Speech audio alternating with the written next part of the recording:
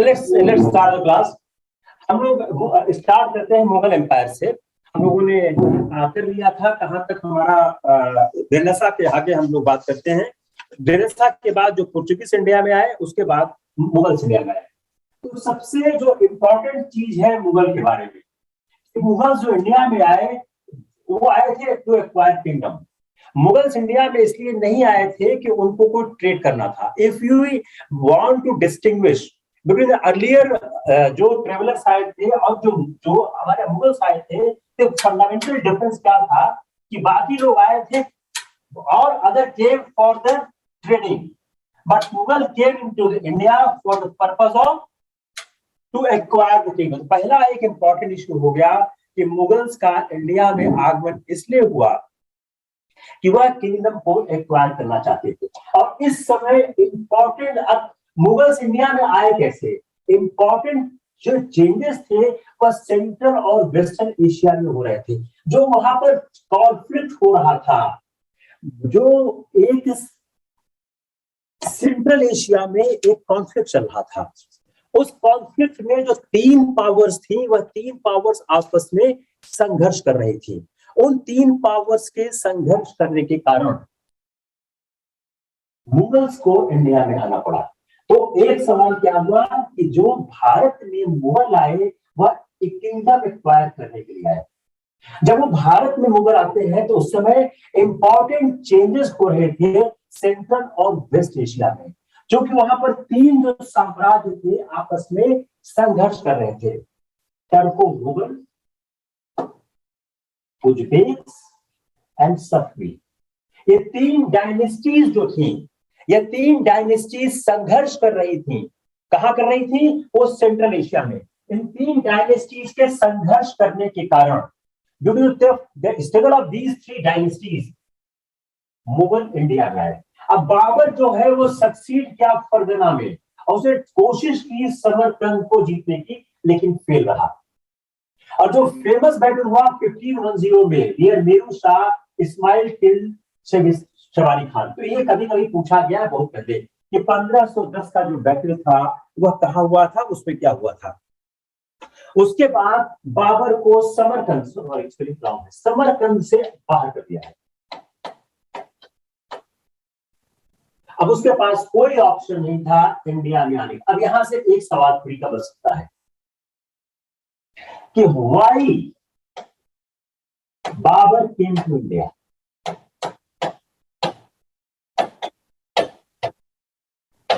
A for trade, B for acquiring empire, C he was ousted from Samarkand, D he has no option but to look for India, E wealth is an attraction, wealth is an attraction। 5 option आपके पास हो गए कि Babar India में क्यों आया। एक तो important changes हो रहे थे सेंट्रल और वेस्टर्न एशिया में। उस इंपॉर्टेंट चेंजेस के होने के कारण वेस्टर्न और सेंट्रल एशिया में जो एक तीन ट्राइब्स में टर्को मंगोल, उज्बेक एंड सफावी, इनमें एक संघर्ष हो रहा था। बाबर फरगना को सक्सीड करता है और वह समरकंद जीतने की कोशिश करता है, फिर हो जाता है। और जब बाबर को समरकंद से बाहर कर दिया गया तो उसके पास भारत के देखने का कोई और ऑप्शन नहीं था। और इंडिया के वेल्थ जो है एक स्पेशल अट्रैक्शन हमेशा हुआ करती थी। ये क्या हो गया? बाबर के भारत पे आगमन के क्या कारण थे? बाबर के बाद उसका बेटा हुमायूं आता है। हुमायूं के जो कहते हैं पुत्र है अकबर, वो अमरकोट में जन्म लेता है। और पहला जो संघर्ष होता है, जो पहला संघर्ष होता है हुमायूं का, बाबर का, वो होता है पानीपत में, जहां पर हेमू और बैरम खान की लड़ाई होती है। अब हेमू और बैरम खान की लड़ाई के बाद बैरम खान जीतते हैं और हेमू हेमू का एक पराजय होता है।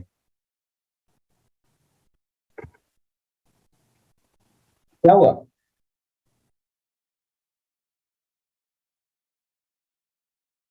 एयरफोन में लगाया हुआ है।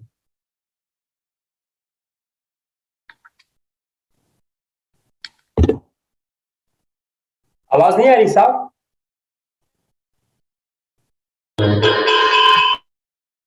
आवाज साफ आ रही है, साफ नहीं आ रही है? बोल रहे हैं। अच्छा, ओके।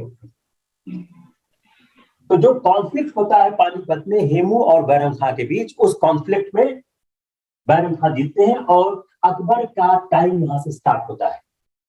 अकबर के साथ खास बात क्या थी कि अकबर ने जो एक फ्रेंडली रिलेशनशिप था, उन्होंने राजपूतों से रखने की कोशिश की।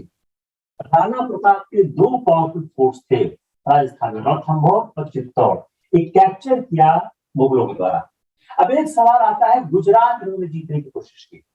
गुजरात जीतने की कोशिश इन्होंने क्यों की? Revenue for from overseas trade, जो ओवरसीज ट्रेड है उससे रेवेन्यू प्राप्त करने के लक्ष्य से उन्होंने गुजरात जीतने की कोशिश की। Why was not important? Revenue from which fertile land, overseas trade. अब देखिए, इन दोनों में एक फर्क करने की कोशिश करिए। Just try to see difference between these two. इन दोनों में फर्क क्या है? Gujarat only from overseas trade, Bengal revenue. अब इसको करिए, ये option A, option B, option C. जो हमने गुजरात में, उन्होंने मुगलों ने कब्जा क्यों करना चाहा? गुजरात इंपॉर्टेंट क्यों था? जो ओवरसीज स्टेट से रेवेन्यू है वह प्राप्त करने के लिए। बंगाल इंपॉर्टेंट क्यों था? उसकी रिच फर्टाइल लैंड भी थी और ओवरसीज स्टेट भी था। अब इन दोनों से अगर आप मिक्स करके सवाल बनाए, if you make question after mixing these two, आपको बड़ा इंपॉर्टेंट एक इशू था। फिर क्या है? अकबर की विजयों का क्रम। Remember, Akbar victory sequence. Akbar की विक्ट्री के सीक्वेंस क्या क्या थे? यह बहुत इंटरेस्टिंग पार्ट है। दूसरा एक महत्वपूर्ण क्या है कि अकबर ने, एक आता है रानी दुर्गावती का जिक्र, उनका संबंध कहां से था? यह सवाल पीछे से आता है। गोंडवाना, इसको जीतने कौन गया था? आसफ खान। ये सब छोटे छोटे सवाल है जो आईएएस में कम आते हैं, पीसेस में ज्यादा आते हैं। तो अकबर ने जो विक्ट्री का क्रम था, रानी दुर्गावती का जो रेन है, रिजीम है, वो गोंडवाना से है। आसफ खान को भेजा गया। अब रानी दुर्गावती क्या थी? वो अपने सन वीर नारायण की, इनकी पत्नी हो गई थी, अपने सन वीर नारायण की रीजेंट थी, संरक्षिका थी। She was the regent of her son Vir Narayan. Gujarat का जो, गुजरात के साथ क्या है, जो गुजरात के सी कोस्ट का जो सी रूट था, जो सी ट्रेड था, वह बहुत इंपॉर्टेंट था, जिसके लिए जीतना चाहते थे। 1595 में कश्मीर को उन्होंने विजय प्राप्त की। अगर हम कालक्रम को देखें तो अकबर ने जो कालक्रम की दृष्टि से है, सॉरी गलत टाइप हो गया, अब कालक्रम लिखिए, अकबर की विजयों का कालक्रम। जस्ट सी कि how Akbar got the victory. Kashmir,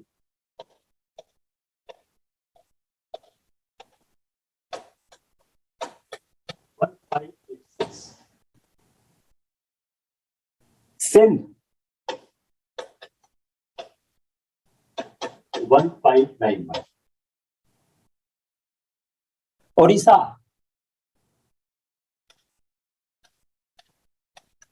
592। Kashmir हो गया, सिंध हो गया, ओडिशा हो गया। बक्स कंधार 1595। कश्मीर हो गया, सिंध, ओडिशा, कंधार। और लास्ट भी है अकबर की थी, असीरगढ़ 1599। ये अकबर की महत्वपूर्ण विजय थी जो अकबर ने जीता। कश्मीर 1586, सिंध 1591, ओडिशा 1592, कंधार 1595, असीरगढ़ उनकी अंतिम विजय थी जो 1595 में थी। अब बंगाल और उड़ीसा जो गवर्नर बंगाल था दाऊद खान। अब बंगाल के साथ क्या हुआ, जो बंगाल का गवर्नर था दाऊद खान, उसने अपना इंडिपेंडेंस डिक्लेयर कर दिया था, तो अकबर को बंगाल जीतना पड़ा। काबुल 1585, ये पीसीएस का बड़ा हिट सवाल है, आईएएस में तो अभी सवाल कम आता है। लेकिन सीरीज में अकबर ने कौन कौन से जिले जीते? मालवा का अफगान रूलर था बाज बहादुर। मालवा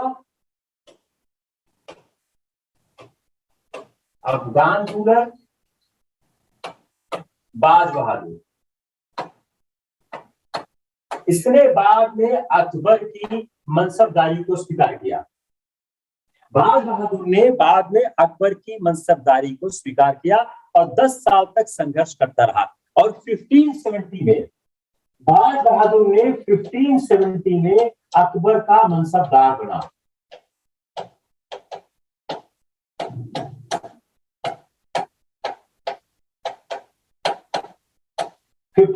में अकबर का मनसबदार बना, तो बाज बहादुर 1570 में अकबर का मनसबदार बना।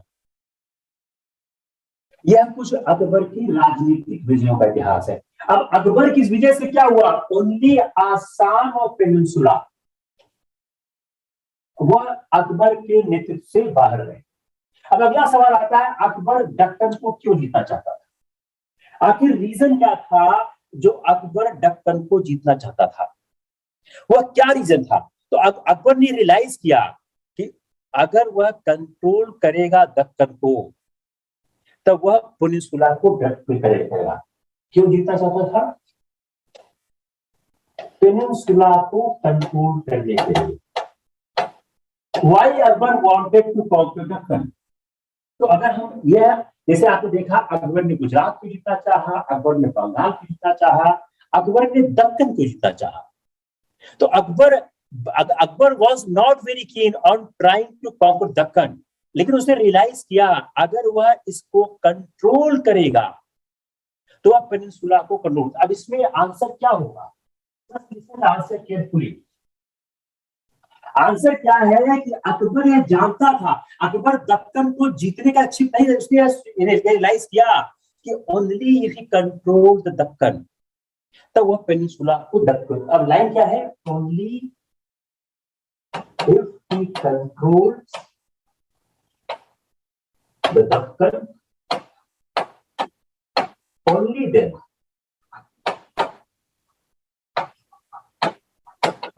कंट्रोल। मेरे ख्याल से यही लाइन यूपीएससी के क्वेश्चन बैंक पे है, बहुत साल पहले सवाल आया हुआ है ये कि अगर वह कंट्रोल करेगा दक्कन को तभी, अगर वह कंट्रोल करेगा दक्कन को तभी वह पेनिनसुला को कंट्रोल कर पाएगा। अब इंडिया में जो अब तक था, अकबर के पास सिर्फ यह दो इंडिपेंडेंट रह गए थे, आसाम और पेनिनसुला, सिर्फ दो रह गए। अब उसने एक कैंपेन शुरू किया अहमदनगर के खिलाफ जो 8 साल तक चला। 8 साल तक वो कंट्रोल उसका चलता रहा और दक्कन किंगडम ने पूरी कोशिश की कि कैसे वो करे। तो अंत में क्या है, उन्होंने एनेक्स किया खानदेश एंड बरार। तो उन्होंने जो खानदेश और बरार ये क्या थे? ये पार्ट ऑफ अहमदनगर थे। अहमदनगर एनेक्स होता है शाहजहां के टाइम में। अगर सवाल आता है कि अहमदनगर को एनेक्स किसने किया, तो आंसर क्या होगा? शाहजहां समय। लेकिन अकबर ने अहमदनगर का जो पार्ट था खानदेश बरार, जो पार्ट ऑफ अहमदनगर था, उसको उन्होंने कंट्रोल। तो उससे क्या हुआ? इसकी सीमा रेखा रीच हुई Godavari river in Deccan. History clear हो नहीं हो रही है? History is being clear or not clear? Just try to understand how history is progressing. Everything which I am trying to teach you has a certain amplification कि why I want to teach. जब आप अकबर की south policy पढ़ेंगे तो आपको ये part बहुत important होगा, ये पार्ट यहां से लेके यहां तक. यस, बट ये साउथ पॉलिसी ऑफ अकबर आपके मेंस पे सवाल आ गए. जीएस तो खैर नहीं आएगा क्योंकि जीएस के मेंस में आपके सिलेबस नहीं है. आपके प्रीलिम्स में आवे या हिस्ट्री ऑप्शन में आवे. अगर आपने इतना भी चार्ट बना दिया काम हो गया आपका. उसने अहमद एनएस किसी का खादिश बरार का जो पार्ट ऑफ अहमद नगर था और उसी में आप जोड़ दीजिए एक लाइन. शाहजहां ने अंतिम रूप से शायद 1633 है, अंतिम रूप से अहमदनगर को अपने साम्राज्य में मिलाया.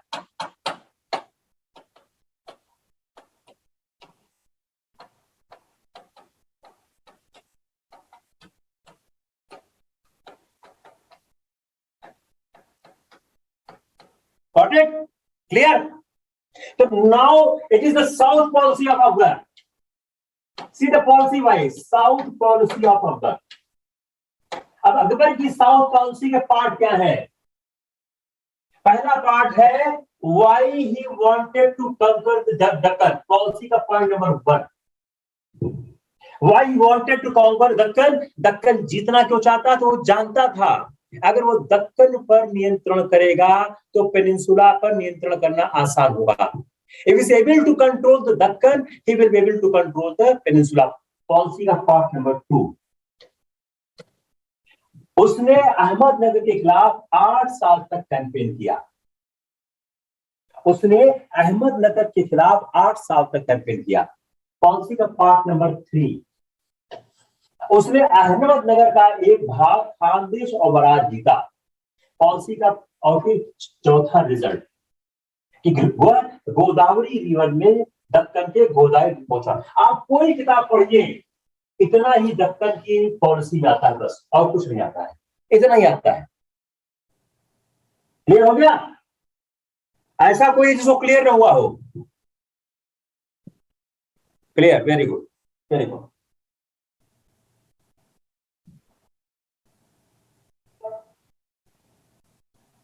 Now come on the administration. ये बड़ा इंपॉर्टेंट पार्ट है. ये आपके कहते हैं, ये आपके जीएस प्रीलिम्स में बहुत अच्छा सवाल है और हिस्ट्री ऑप्शन का भी अच्छा सवाल है. तो अपने ऑप्शन को भी साथ साथ दे दिया, आपको आराम हो जाएगा. अब एडमिनिस्ट्रेशन था क्या? जो एग्जिस्टिंग इंडियन था और सेंट्रल एशिया एंड पर्शिया. तो 3 हो गया, इंडिया, सेंट्रल एशिया और पर्शिया. इंडिया, सेंट्रल एशिया और पर्शिया. तो जो इंडिया का एग्जिस्टिंग सिस्टम था वह सेंट्रल एशिया और पर्शिया तीनों को मिक्स करके, तो पहला ही सवाल बन गया. अब इसी का जो विलेज लेवल पर बहुत कम चेंजेस हुए. सो बताओ. अब देखिए option A, option B, option C, option D. सवाल क्या बनाया कि जो अकबर का प्रशासन था या जो मुगल प्रशासन था, उस मुगल प्रशासन के बारे में क्या क्या सही है. ए, it is a mixture of existing Indian system and Central Asia and Persia. तो ऑप्शन ए कर दिया. It is mixture of India existing Indian system. B, it has been borrowed from Central Asia. C, it has borrowed from Persia. D, in village very little changes to the town. तो आप कहते हैं village और town में बहुत little changes हुए. अब इसी में A, option A B C D, option B C D, option C A B C, option D A C D. Got it? Got it or not got it? Tell me.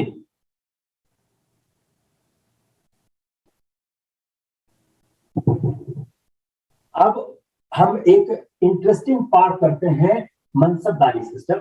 हम इसको discuss करते समय हम class 7 को cross कर रहे हैं। अब हम पहले समझते हैं जो मनसबदारी सिस्टम है वह हमारे यहाँ इंट्रोड्यूस किया क्यों गया, वाई मनसबदारी सिस्टम के। तो सबसे पहली महत्वपूर्ण चीज समझते हैं कि जो मुगल एम्पायर के समय में मनसबदारी सिस्टम आया उसके आने का रीजन क्या था, वह क्यों आया, क्या गया और मनसबदारी सिस्टम था क्या। यह तो बहुत महत्वपूर्ण चीज है हमको समझने के लिए अगर हम मुगल प्रशासन को समझने की कोशिश करते हैं। If you are trying to understand the Mughal administration तो हमको यह चीज समझने की बहुत ही आवश्यकता है।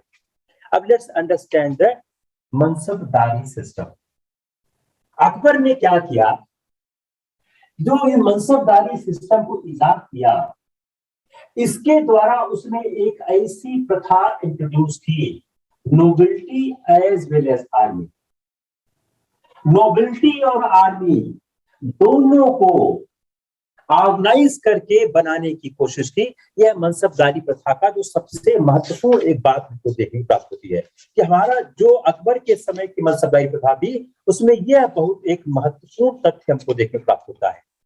अब अगर हम इस मनसबदारी प्रथा को इस तरह से देखें कि मनसबदारी प्रथा किस तरह से विकसित होकर आगे गई है, अगर हम इस बात को देखें तो ये हमारा जो ये नोबल और ऑफिसर थे, जितने नोबल थे और जितने ऑफिसर्स थे, इन सबको क्या किया गया, सबको उन्होंने एक रैंक दी। वो रैंक क्या थी, वो रैंक थी एज मनसबदार। जितने लोग थे सबको उन्होंने एक रैंक दी। अब उस रैंक का जित क्या था, वह रैंक थी मनसबदार की। अब उस मनसबदार की रैंक का मतलब क्या था, what is the meaning of that mansabdar rank, कि जितने नोबल ऑफिसर थे उनका यह एक ओहदा तरह फिक्स कर दिया गया। तो हर ऑफिसर को असाइन किया गया एक रैंक मनसब को। अब रैंक का वैल्यूएशन कैसे होता था, रैंक को वैल्यू करते थे in terms of certain number mounted soldiers. जो सोल्जर्स होते थे 10 to 5,000 कि एक mansabdar, just listen very carefully, एक मनसबदार कितने सोल्जर रखेगा, एक मनसबदार कितने माउंटेड, उसमें क्या होता था, सवार और घोड़ा।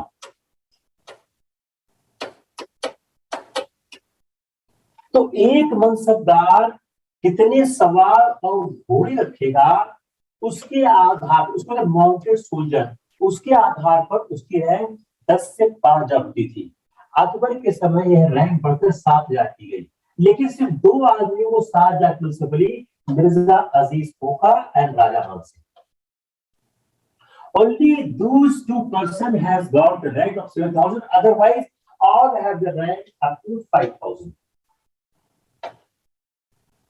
और यह लिमिट रिटेन की गई फिर औरंगजेब टाइम, औरंगजेब के समय तक यह देख गई। अब जो ये रैंक होती थी इसको हम डिवाइड करते थे जात और सवार में। जो रैंक थी इसका डिवीजन होता था जात में और सवार में। तो रैंक जो है वह डिवाइड करते थे जात में और सवार में।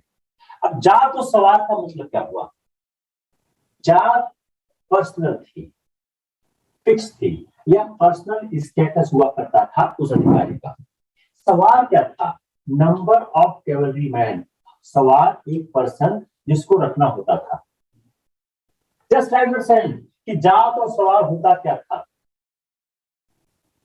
जात क्या होता था, जात पर्सनल था, फिक्स था। अगर किसी आदमी का 5,000 मनसब है तो उसकी जात 5,000 रुपये फिक्स है। अब उसके बाद जो सवार है वह कितना सवार रखना आवश्यक होता था। तो maintain sawar as zat first category, जो उसका जब सवार और जात एक हुआ करता था वह फर्स्ट कैटेगरी का हुआ करता था। क्लियर हो रहा है, किसी को प्रॉब्लम है? Again see the chart carefully. कि किस तरह से जात और सवार होती थी। जो वर्ड जात का मतलब है पर्सनल था, यह फिक्स्ड हुआ करता था, यह पर्सनल स्टेटस हुआ करता था। जो सवार रैंक थी वह उसके सवार को परिभाषित करती थी। It was describing the sawar of that rank mansab. एक आदमी, a person is required maintain as many sawar as a zat rank. अगर कोई आदमी उतने सवार रखता है जितनी उसकी जात है, तो ही द फर्स्ट कैटेगरी मनसबदार। अगर वो हाफ करता है या मोर, सेकेंड कैटेगरी बन सकता है। और अगर वह लेस देन हाफ करता है तो थर्ड कैटेगरी बन सकता है। तो क्या हो गया? 3। अब इसको एनालाइज करने के सवाल है। 3 category mansabdar, 3 category mansabdar being determined on the basis of A, जात, B, सवार, C, जात and सवार, D, only, D, none of the above। ठीक है, सवाल को हमने एनालाइज कर लिया। It is an analytical question कि जो 3 कैटेगरी मनसबदार की जो डिफाइन की गई है, उसको डिफाइन करने का बेसिस क्या है? जात है, सवार है, जात एंड सवार है, नन ऑफ द अबव है। बताइए, tell me, right answer, tell मी।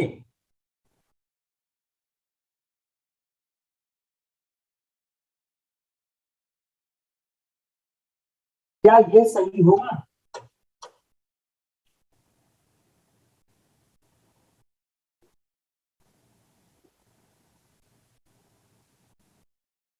यह सही क्यों नहीं होगा? Why not B?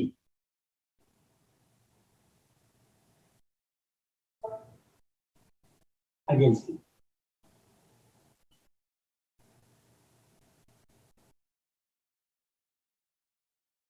Maintain sawar as zat first category, maintain half और more second category.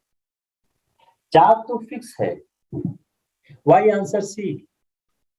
Why answer C? Jat is not under consideration. When you are determining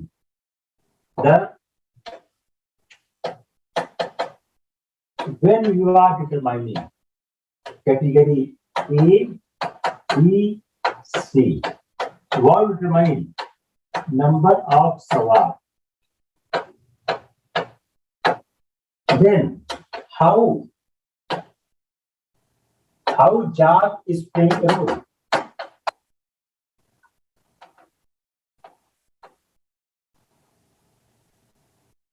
Tell me. Tell me. How Jat is playing a role?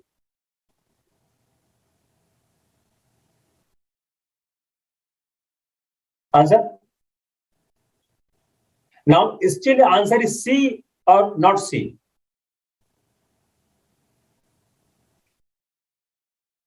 Tell me, answer is still C or not C?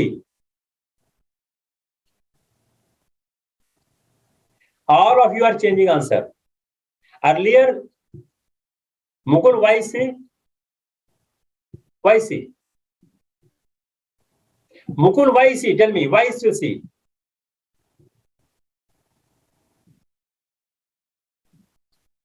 When you are deciding 3 categories, where is जात? देखा, ऐसे सवाल गलत होते हैं आप लोगों को। Where is जात is under consideration? जात under consideration में कैसे नहीं है? When जात is not under consideration, then why you are Mukul ये बताओ कि जब आपने 3 कैटेगरी के number A, number B, number C mansabdar कहे, तो उन 3 मनसबदारों में जात तो चेंज हो नहीं रही है. जात is same in all scenario. Only the changing is the number of sawars having the it. Then how you can say it is the jat and sawar both? Tell me. Just think question. ये ऐसे सवाल गलत होते हैं generally. जब फिर सोचिए आप उसको. अगर इसमें थे कि नहीं जात आंसर सही है तो आप बताओ कैसे सही है. अब फिर क्या है कि जो आपने कैटेगरी बनाई, क्या आपने क्या बोला कि हर आदमी के पास एक रिक्वायरमेंट है कि वह आदमी कितने सवार या सवार रखे. तो आपको यह मेंटेन करने के लिए कि आदमी उसी हिसाब से घोड़े रखे जितना सरकार चाहती है. उसे क्या है, एक दाग सिस्टम इंट्रोड्यूस किया. उन्होंने एक दाग सिस्टम इंट्रोड्यूस किया. उस दाग सिस्टम से क्या हुआ कि वह इस बात को इंश्योर करते थे कि आदमी उचित संख्या में और उचित तरीके से घोड़े रखे. तो ग्रेट केयर ली जाती थी कि यह इंश्योर करने के लिए कि जो सवार रिक्रूटेड है by the nobles were experience and well mounted. For this purpose एक डिस्क्रिप्टिव रोल बनाया गया, चेहरा ऑफ द सोल्जर मेंटेन किया गया और हॉर्स को ब्रांडेड किया गया विद इंपीरियल मार्क. चेहरा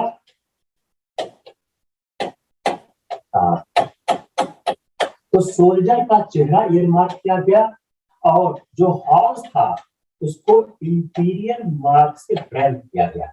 इंपीरियल मार्क लगाया गया, उस पर इंपीरियल मार्क लगाया गया. यह क्यों, अब सवाल क्यों बनाइए, ऐसा क्यों किया गया, ऐसा क्यों किया गया? Why has been done. इस सवार का चेहरा और घोड़े पर दाग ऐसा क्यों किया गया? Why has been done. उसका पर्पस क्या था? उसका पर्पस ये था कि जो वह रिक्रूट करें सवार, वह वेल बैलेंस्ड हो, एक्सपीरियंस हो, और जो घोड़े रखे जाएं उन घोड़ों को भी ब्रांडेड घोड़े रखे जाएं. और इसीलिए दाग सिस्टम लाया गया. तो चेहरा सिस्टम किसके लाया गया? सवार के लिए. दाग सिस्टम किसके लिए लाया गया? घोड़े के लिए. The chehra system came for the सवार और दाग system came for the horse. तो इन दोनों को रखकर वह मुगल आर्मी को एक मजबूत आर्मी बनाया करते थे. तीसरा, जितने नोबल्स थे जो घोड़े रखते थे वह इंस्पेक्शन कराते थे. क्या इंस्पेक्शन?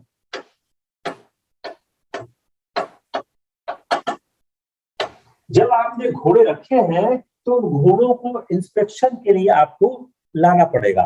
तो वह इंस्पेक्शन के लिए घोड़े लाया करते थे. तो पीरियोडिकल इंस्पेक्शन हुआ करता था. पीरियोडिकल इंस्पेक्शन हुआ करता था ताकि जो घोड़े हैं उसको ठीक से सत्ता एग्जामिन कर सके. और जब भी कोई आदमी जब भी नोबल, मतलब जो ये दाग सिस्टम और चेहरा सिस्टम था, इसके बाद every noble had to bring his contingent. Why? For periodic inspection. In front of whom? Before the person appointed by emperor. Periodic inspection before a person appointed by emperor. दाग और चेहरा determine करते. अब क्या सवाल हो गया? How Mughal army is strong. यह सिस्टम जो आप करेंगे यह मुगल आर्मी को स्ट्रॉन्ग करने में हेल्प करती है. वह कंट्रोल करते थे अच्छे सवार और अच्छे घोड़े. मनसबदार नियुक्त करे, अपॉइंट करे, ताकि एक बेहतर सेना का निर्माण हो जाए। और जब हॉर्सेस को केयरफुली इंस्पेक्ट किया जाता था, तो जो गुड क्वालिटी हॉर्सेस थे, अरेबिक एंड ईरान, तो जो हॉर्सेस होते थे अरेबिक और ईरान, अरेबिक एंड ईरान, ये जो हॉर्सेस हैं, यही हॉर्सेस वहां पर प्रोड्यूस किए जाते थे, या वही हॉर्सेस वहां पर लोग एम्प्लॉय करते थे। तो आदर्श रूप में, अब आदर्श रूप में करते क्या थे कि for every 10 cavalry man mansabdar 20 घोड़े रखता था। 10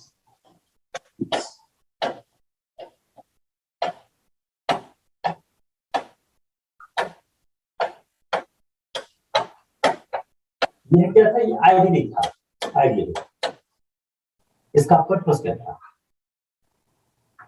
इसका पर्पस यह था, इसके सहारे वह घोड़ों को रेस्ट दे सके।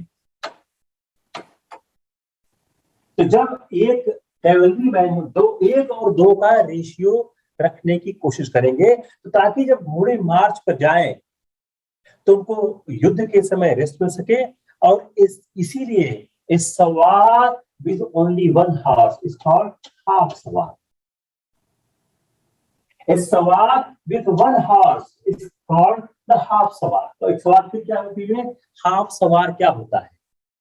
तो जिस सवार के पास सिर्फ एक घोड़ा होता था, उसको हम हाफ सवार कहते थे। और जो मुगल के जो कैवलरी थी, फोर्स थी, remain and efficient as long as this rule 10 to 20 adhered। जब तक ये 10 से 20 तक का जो एक नियम है, यह नियम चलता रहा, तब तक मुगल शासन कमजोर रहा, मुगल शासन मजबूत रहा। जैसे ही यह नियम टूटने लगा, मुगल शासन कमजोर होना आरंभ हो गया। क्लियर और not clear? Clear not clear? इस बात का प्रोविजन किया जाता था कि मिक्स्ड वन ट्रूप बने। इस बात की कोशिश की जाती थी कि जो ट्रूप है वह मिक्स वन बने। तो प्रोविजन में कहता था कि जो कंटिंजेंट ऑफ नोबल्स है वह मिक्स वन हो, और वह सारे ग्रुपों से ड्रॉ किए जाए, मुगल, पठान, हिंदुस्तानी, Rajput.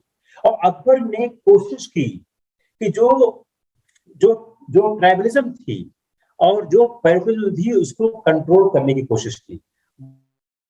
Mughal noble contingent exclusive of Mughal and Rajput. देखिए, अब यहां से 2 चीज सामने आ रही है।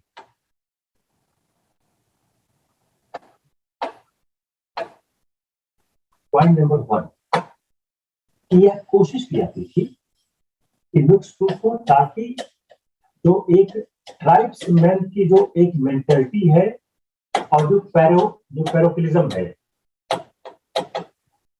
इस पर कंट्रोल हो। लेकिन मुगल और राजपूत इन दोनों को इस बात की छूट थी, वह अपना इंडिपेंडेंट ट्रूप बना सकते थे। Got it? लेकिन समय के प्रवाह के साथ जो मिक्स कंटिंजेंट है वह एक रूल बन गया। मिक्स कंटिंजेंट एक रूल बन गया। अब देखिए, इसी को अपने क्वेश्चन में option A, option B, option C. अब इसका क्वेश्चन आइए, फ्रेम क्वेश्चन। अकबर ने ट्राइबलिज्म एंड पैरोकिज्म को कंट्रोल करने या कमजोर करने की कोशिश की। ए, उसने ग्रुप्स को मिक्स वन बनाने की कोशिश की। ऑप्शन बी, मुगल और राजपूत जो नोबल्स थे उनको इस बात को अलाउ किया गया कि वह कंटिंजेंट एक्सक्लूसिवली बना सकते हैं, मुगल और राजपूत। सी, समय के प्रवाह के साथ मिक्स कंटीजेंट इंक्लूड होगा। इट्स टफ क्वेश्चन, यस और no? It's a pretty tough question. जब एक क्वेश्चन में साउंड कम आ रही है क्या है? सॉरी यार, ये उतना सिस्टम 2-3 दिन काम नहीं करा ठीक से। जिसके साउंड कम है जरा अपना वो देखने की कोशिश करो।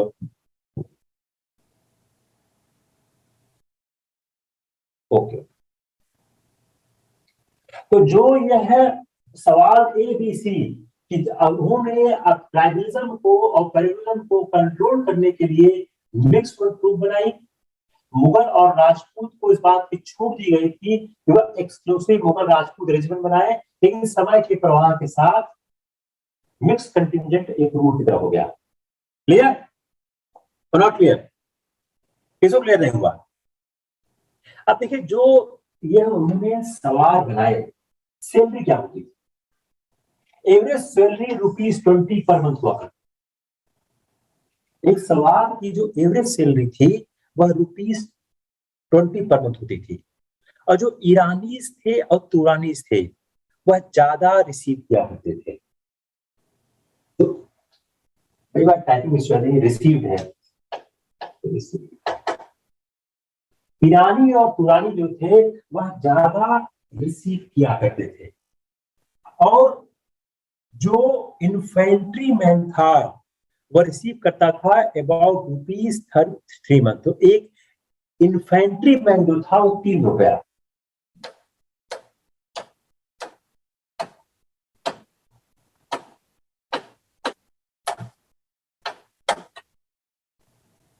तो एवरेज सैलरी थी सवाल की 20 पर मंथ, यानी तुरानी ज्यादा रिसीव करते थे, और जो इन्फेंट्री मैन थी उसकी सैलरी थी ₹3।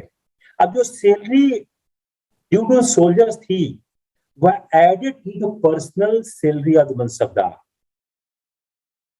जो सोल्जर की सैलरी थी, अब देखिए यहां से सवाल बन रहा है, जो सोल्जर की सैलरी थी वह कैसे दी जाती थी?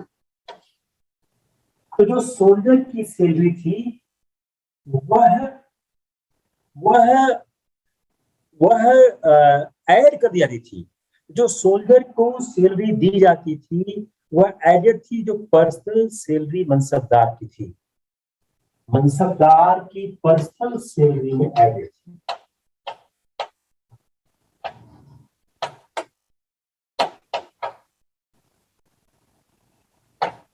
और इसके लिए जागीर दी जाती थी।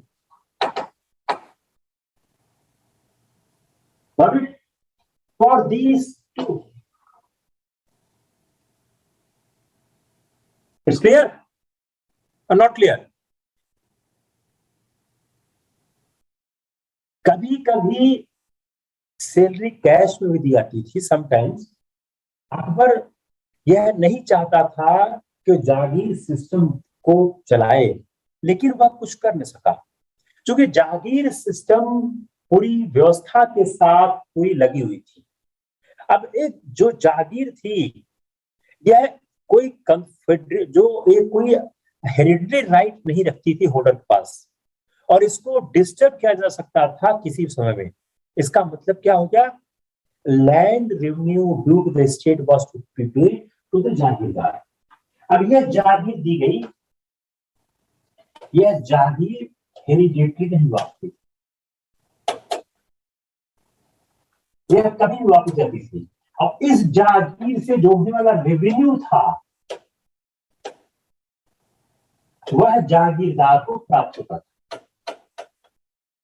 तो जो एक मनसबदार था, जो उसको पैसा मिलता था इस जागीर के रेवेन्यू से, इस पैसे से वह सोल्जर की सैलरी और अपना पर्सनल एक्सपेंसेस सब निकालता था। क्लियर हुआ? किसको क्लियर नहीं हुआ? अब इस जो मनसबदारी का ओरिजिन कहां से होता है? अगर हम इसकी ओरिजिन ट्रेस बैक करें तो जो चंगेज खान था उसने अपनी आर्मी को डेसिमल सिस्टम पे चलाया था। तो चंगेज खान ने अपनी आर्मी को डेसिमल सिस्टम पे चलाया था। उस डेसिमल सिस्टम के आधार पर हम इस बात को ट्रेस बैक कर सकते हैं कि जाति मनसबदारी प्रथा का जो प्रारंभिक काल है, the initial position of the mansabdari system was from the time of Changez Khan. Changez Khan के समय से यह मनसबदारी प्रथा आरंभ हुई है। अब उसके बाद जो मनसबदारी है समय के हिसाब से बढ़ने लग गई। तो जो चंगेज खान ने बनाया था उसी प्रथा को, जो डेसिमल सिस्टम का था, उसी प्रथा, और डेसिमल सिस्टम था क्या, वह जो लोएस्ट यूनिट था वह 10 था और हाईएस्ट यूनिट 1000 था। जो डेसिमल सिस्टम था इसमें लोएस्ट यूनिट 10 था और हाईएस्ट यूनिट 10,000।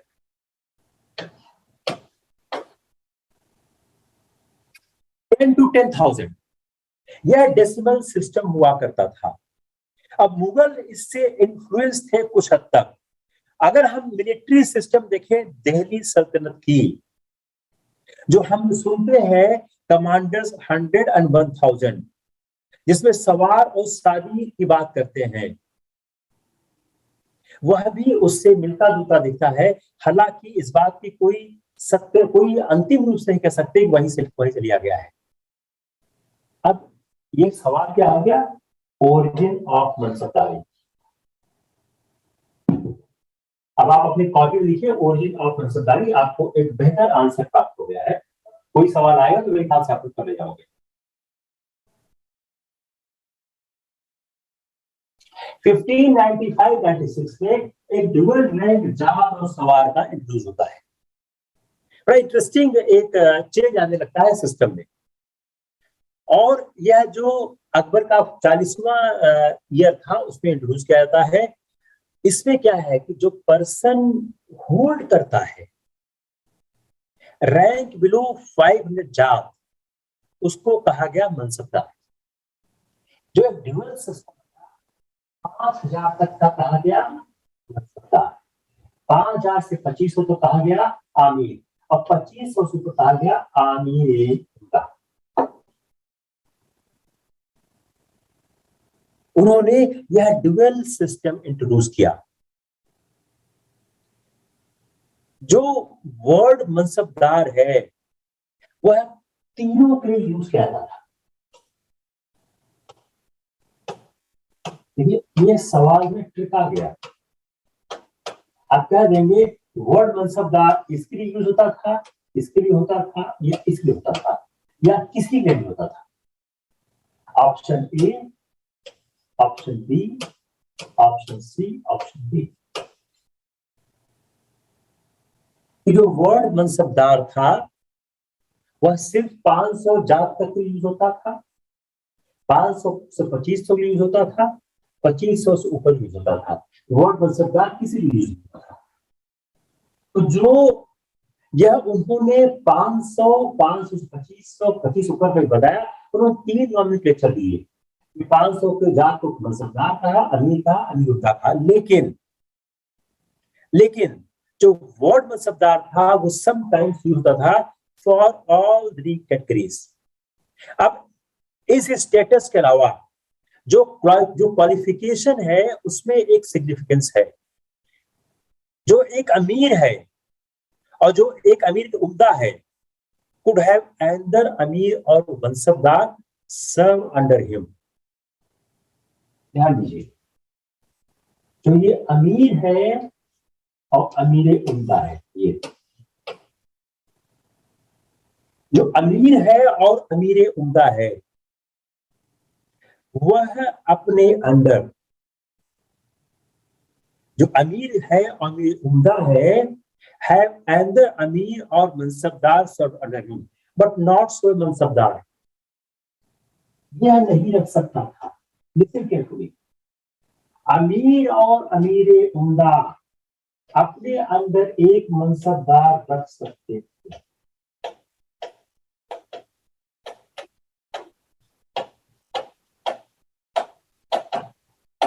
यह नहीं रख सकता था।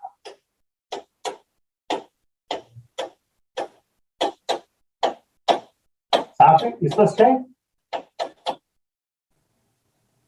एकदम क्लियर है?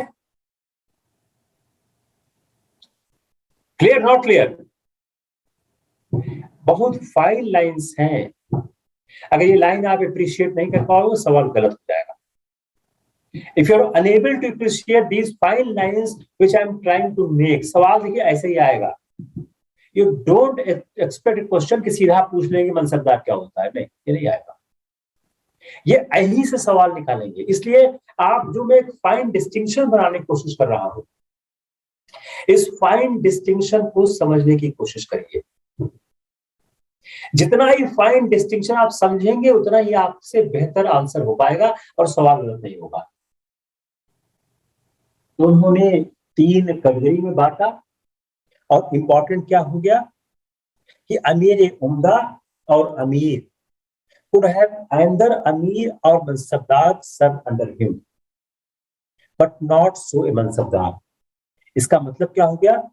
A person with rank of ज्यादा 5000। अब इसको हम और इंटरप्रेट करते हैं। एक आदमी जिसकी रैंक 5000 जात की है, उसी हम जो अभी मैंने कहा उसी को मैं इंटरप्रेट कर रहा हूं कि पर्सन जिसकी रैंक 5000 जात की है, वह अपने अंदर एक मनसबदार 500 जात, वह अपने अंदर एक मनसबदार 500 जात and with A rank of 4000 could have mansabdar अपनी रैंक ऑफ 4 जात।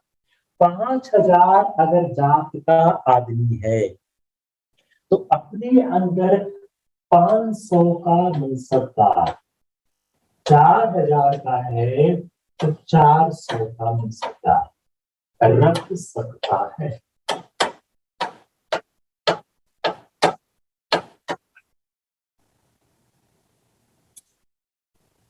आसान है। तो एक आदमी, एक पर्सन जिसकी जात 5000 है, वह अपने अंडर में एक मनसबदार 500 जात का रख सकता है, और जिसकी 4000 है वह 400 का रख सकता है। यह कैटेगरीज क्या रिजिड थी? नहीं, रिजिड नहीं थी। जो आदमी थे वो जनरली अपॉइंटेड होते थे लो मनसब से और ग्रेजुअली प्रमोट हुआ करते थे अपनी मेरिट से और अपने कामों से।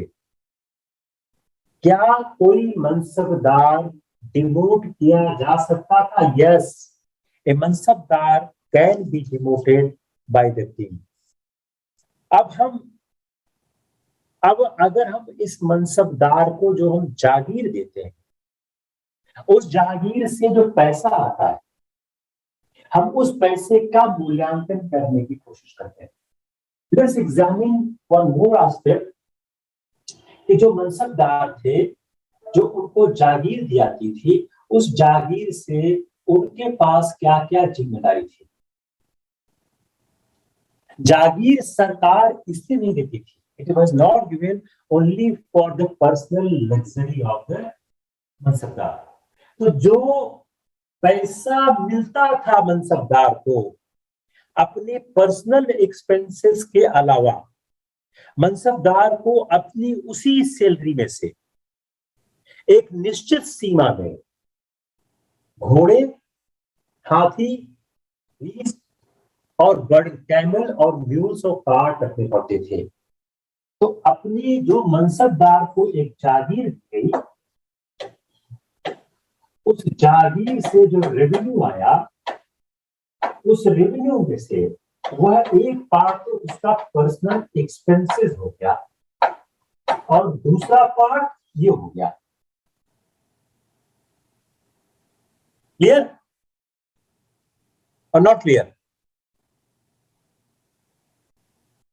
किसको दिक्कत आ रही है? तो इसलिए एक मनसबदार जो 5000 की रैंक रखता था, उसके पास क्या क्या रिक्वायरमेंट थी मेंटेन करने की। तो जो एक मनसबदार जो 5000 की रैंक मेंटेन करता था, उसके पास क्या क्या रिक्वायरमेंट थी।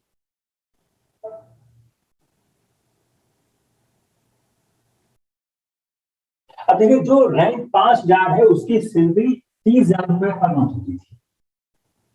जो रैंक 3000 था, जो रैंक कहते हैं जो रैंक 3000 था उसकी सैलरी थी 17000। जो रैंक 1000 था उसकी थी 8200। जो एक हम्बल सादी हुआ करता था, जो कि रैंक 100 रखता था, उसकी भी 6000, उसकी भी जो रैंक जो एक सादी हुआ करता था, जो कुड गेट रुपीज 7000 रुपीज। तो एक मनसबदार 3000, जो पता 17000, 1000, और जो सादी था जिसकी रैंक 100 थी वह भी 7000 रुपए प्राप्त करता था। जो एक रफ एस्टिमेट है कि इन पैसों का जो 1 क्वार्टर है वह cost of transport of the cost आता था। जो पैसा मिलता था उस पैसे का 1 क्वार्टर कहा जाता था, उस पैसे का 1/4 जाया करता था कॉस्ट ऑफ ट्रांसपोर्ट में। जो कॉस्ट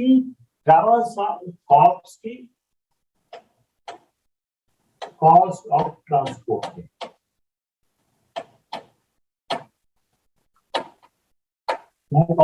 सादी 7000 रुपीज।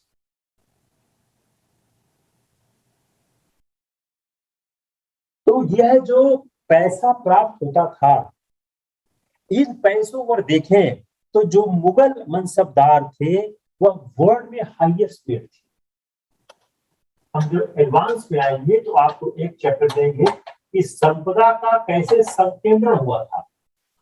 तो इरफान हबीब की वो थ्योरी पढ़ाएंगे आपको। वर्ल्ड में हाईएस्ट पेड थे जो मुगल मनसबदार थे, वह वर्ल्ड में हाईएस्ट पेड थे। अकबर के पास एक लार्ज बॉडी ऑफ कैवलरीमैन थी एज हिज बॉडीगार्ड्स। अब देखिए, यह मनसबदार के साथ साथ अकबर एक बड़ी संख्या में घुड़सवार और बॉडीगार्ड रखता था, और वह अपने घोड़ों का एक बिग स्टेपल रखता था। वह मेंटेन करता था a body of the gentleman troops. Yeah, these were persons of noble lineage who did not have the means of raising a contingent, or were persons who had impressed the emperor. They were allowed to keep 8 to 10 horses and received a high salary of about 800 per month. वह answerable होते थे only emperor को, और उनका एक separate muster हुआ करता था। इन आदमियों को कंपेयर कर सकते हो नाइट्स ऑफ मिडिवल यूरोप।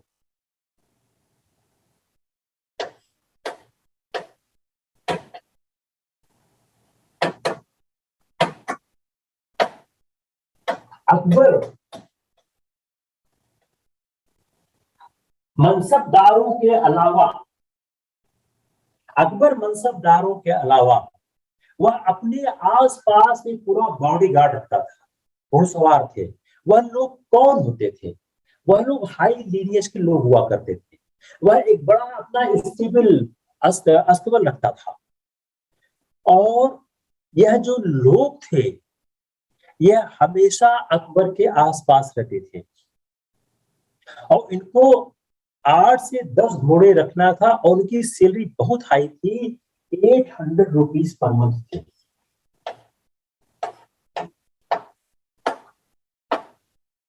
₹800 प्रति माह इनकी सैलरी हुआ करती थी। और इन लोगों को आप कंपेयर कर सकते हो जो नाइट्स ऑफ मिडिल यूरोप थे, और यह लोग सिर्फ आंसरेबल थे एम्परर को। They were not answerable to anyone except answerable to emperor. वह सिर्फ एम्परर को ही आंसरेबल हुआ करते थे।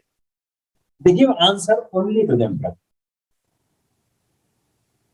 अकबर को बहुत शौक भी था घोड़ों का, हाथियों का, और अकबर ने गन्स में एक स्पेशल इंटरेस्ट लिया, और उसने डिवाइस किया जो डिटैचेबल गन्स थी, which could be carried on an elephant or a cart or camel, और साथ में उसके पास हैवी गन्स भी थी जो फोर्स को तोड़ सके, और कुछ ऐसी हैवी थी उसको 100 से 200 बैल खींचा करते थे। अब हमको इस बात की जानकारी कम है कि अकबर ने कभी नेवी बनाने की कोशिश की या नहीं की, लेकिन उनका नौसेना में रुझान कम जरूर था। लेकिन अकबर ने एक वॉर बोट्स जरूर बनाई और वॉर बोट्स बनाने की बहुत कोशिश की। अकबर ने मनसबदार को भेज दिया 2 परिणाम पर सवार। जहांगीर टाइम में 200 हो गया और इंडिविजुअल सवार as per their list certificate किया।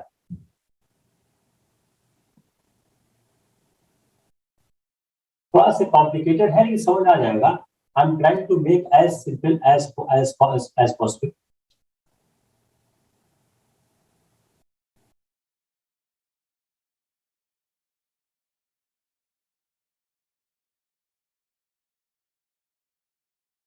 तो दिक्कत तो आ रही है, आगे चले। 10 मिनट और लगे 15 मिनट में। अब हम यह देखने की कोशिश करते हैं कि जो अकबर के समय में जो ऑर्गेनाइजेशन था, अगर हम उस ऑर्गेनाइजेशन के साथ देखें और कैसे अकबर के समय में इसका चेंज आया, तो अगर हम इसमें थोड़ा चीज देखें तो उन्होंने जो एक फर्क लाने की कोशिश की कि जो अकबर के समय सरदार 240 रुपए पर इनाम मिलता था, जहांगीर के समय 200 हुआ। इंडिविजुअल सवार को एज पर दिन मिस्टरी देते थे। मुगल, एक जो मुगल हुआ करता था वह एक इंडियन मुस्लिम से या राजपूत से ज्यादा पाता था। मनसबदार को अपनी सैलरी का जो 5% बिल ऑफ सवार to meet various other expenses के लिए वह रखना पड़ता था।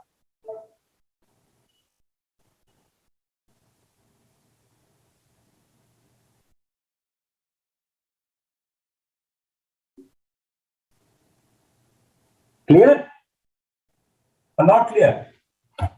इसको क्लियर नहीं हो रहा है, कोई थोड़ा सा क्लियर नहीं हो रहा है। अब जो यह मनसबदार ट्रूप्स मेंटेन करते थे, इसको बादशाह जब चाहता था यूज करता था। लेकिन अकबर ने जो अपनी सिलेक्ट बॉडी अपने कंट्रोल में बनाई थी और जो स्ट्रॉन्ग आर्मी बनाई थी, उससे क्या था, इससे मनसबदार से उसको खतरा कम होता था। तो चेक एंड बैलेंस थ्योरी,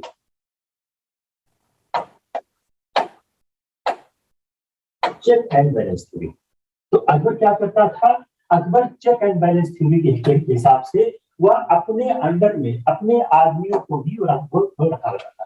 तो चेक और बैलेंस थ्योरी से फायदा क्या होता था कि कोई मनसबदार उसकी सत्ता के लिए कभी कोई खतरा उत्पन्न नहीं कर सकता था। तो यह एक बहुत महत्वपूर्ण था। अब एक आता है दुअस्पा सीएस्पा। सीएस्पा ये सवाल आ चुका है आपके प्रीलिम्स में, पहले आ चुका है कि दुअस्पा और सीएस्पा क्या है। जो दुअस्पा और सीएस्पा है, इसको जहांगीर ने इंट्रोड्यूस किया। It has been introduced by the Jahangir. तो दुअस्पा और सीएस्पा एक नया कॉन्सेप्ट इंट्रोड्यूस करते हैं जहांगीर। इसमें क्या होता है, इसमें जो सिलेक्ट नोबल्स होते हैं को maintain a huge quota of troops without raising their jat rank. It means paid for double the quota of troops indicated by his sawar rank. तो दुअस्पा और सीएस्पा है।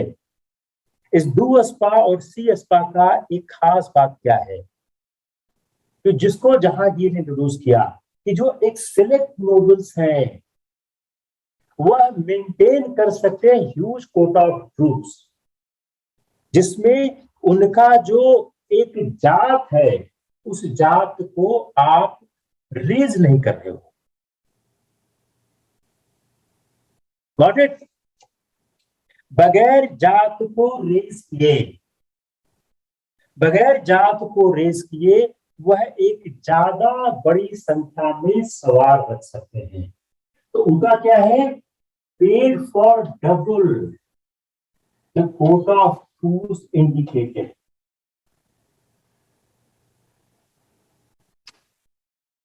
फिर हुआ सवाल क्या है, व्हाट इज दुअस्पा एंड सीएस्पा? जात रैंक को चेंज किए बगैर,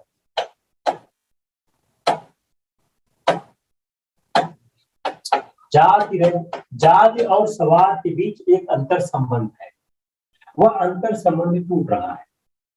जाति के रैंक को चेंज किए बगैर वह जो जाति के साथ एक असाइंड सवार की जो लिमिट है वह टूट रही है। ह्यूज कोटा ऑफ सवार।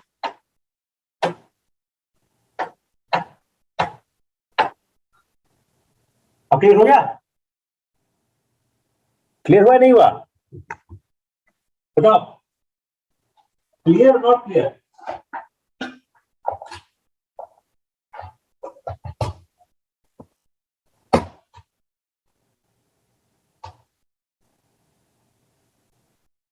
It's clear? Very good.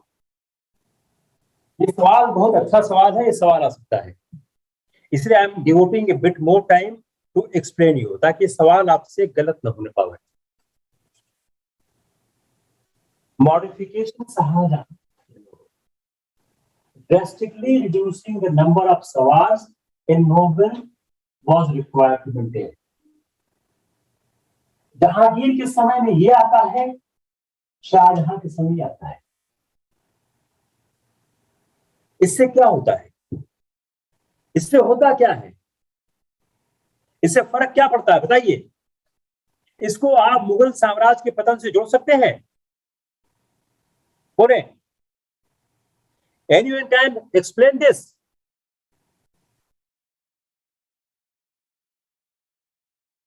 बताएं। किसी आदमी को स्ट्राइक कर रहा है, ये नहीं कर रहा स्ट्राइक?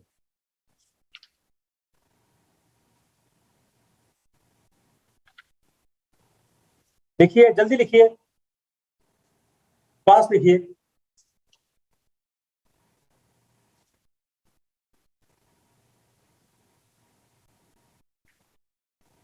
नहीं हो रहा है क्लियर। जब आपने रिड्यूस कर दिया कि नंबर ऑफ सवार इन नोबल हैव, तो उससे क्या होगा?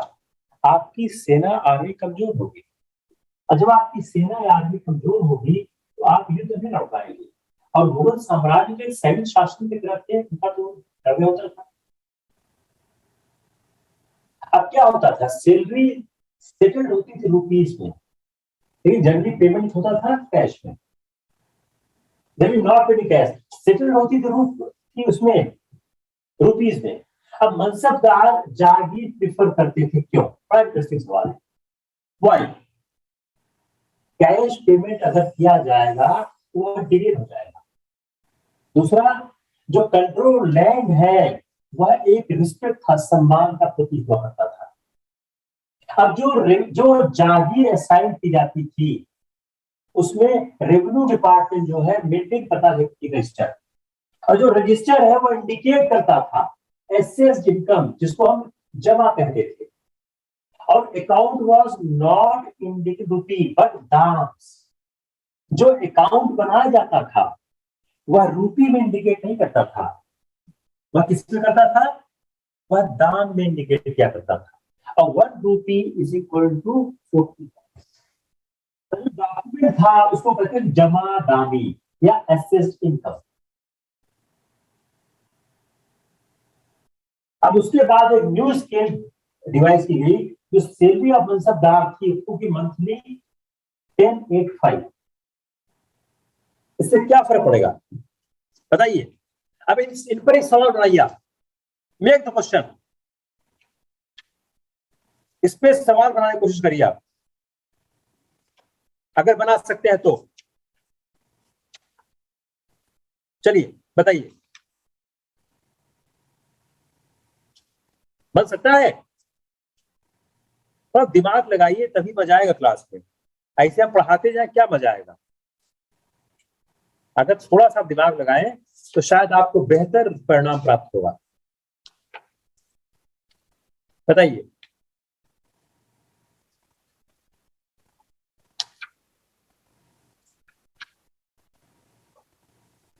जब आपने इसको 1085 की किंग ला दिया, उससे क्या हो गया बताइए? इससे फर्क क्या पड़ा? दिमाग काम नहीं कर रहा है क्या? बंद कर दे। अगर दिमाग नहीं काम कर रहा बंद कर दे।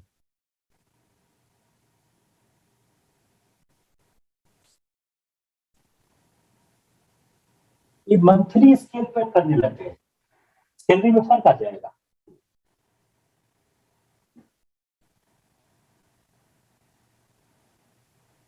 अब जो यह मनसबदार, यह पूरी जो मनसबदारी का सिस्टम था, इस पूरी मनसबदारी के सिस्टम में एक जो सबसे इंपॉर्टेंट चीज सामने आती है, वह यह सबसे इंपॉर्टेंट चीज सामने आती है कि जो मनसबदारी प्रथा थी उसने साम्राज्य को स्थायित्व दिया।